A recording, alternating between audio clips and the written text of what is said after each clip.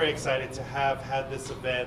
It is really about the political conventions, the Republican convention and the Democratic convention, because we want to explain the democratic process. We want to explain the building blocks of democracy, how we have delegates, how civil society figures into these democratic convention, the Republican National Convention, the Democratic National Convention.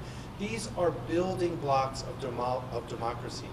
Volunteerism, people working at these conventions, people going forward and helping their candidate and advocating for their candidate and debating with others. And so this is really part of the democratic process, the dialogue, what goes into a presidential campaign.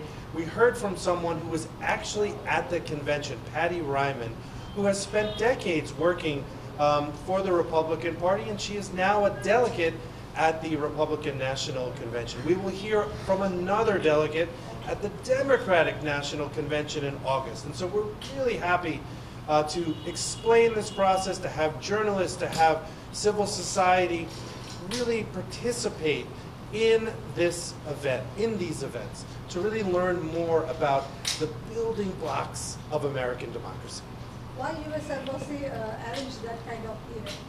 Well, again, we want to explain our democratic process. Every country has a different democracy. Many countries have different processes, and so understanding the process, as one of our professors, political science professor Ali Riaz, did such a brilliant job explaining to our Bangladeshi audience what are the building blocks of that democracy. How does a convention work?